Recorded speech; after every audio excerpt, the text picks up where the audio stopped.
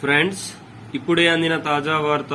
మోడీ, సుశీల్ కుమార్ మోడీ కన్నుమూత, ప్రపంచమంతా షాక్.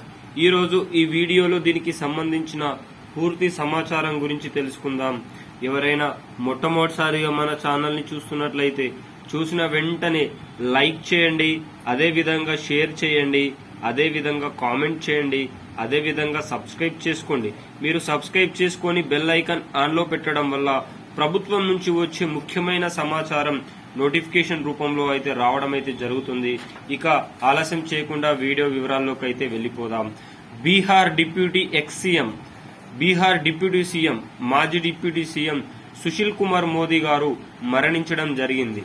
ఇతని మరణం పట్ల యావత్ భారతదేశం కుంగిపోయిందని చెప్పుకోవచ్చు. ఈరోజు బీహార్ రాష్ట్రంలో బీజేపీ ప్రభుత్వం ఏర్పడడానికి గల కారణం కాంగ్రెస్ తరపున సుశీల్ కుమార్ మోదీ మరణమని కూడా చెప్పుకోవచ్చు. లోక్సభ ఎన్నికల్లో సుశీల్ కుమార్ మోదీ మరణించారు.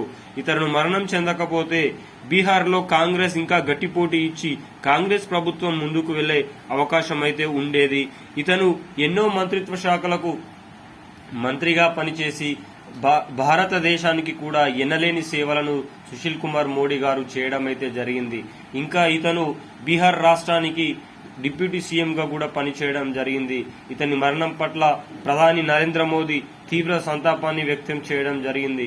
నరేంద్ర మోదీతో పాటు మల్లికార్జున ఖర్గే గారు, సోనియా గాంధీ గారు, అదే విధంగా విపక్ష నేత రాహుల్ గాంధీ కూడా తీవ్ర సంక్షోభాన్ని, తీవ్ర విపత్కర పరిస్థితులను ఎన్నుకొని తన కుటుంబానికి ప్రగాఢ సానుభూతిని కల్పిస్తూ అన్ని విధాలుగా ఆదుకుంటామని కూడా మాట ఇవ్వడం అయితే జరిగింది. ఏది ఏమైనా ముచ్చటగా మూడోసారి నరేంద్ర మోదీ దేశ ప్రధానిగా బాధ్యతలు స్వీకరించడం గర్వించదగ్గ విషయమని చెప్పుకోవచ్చు.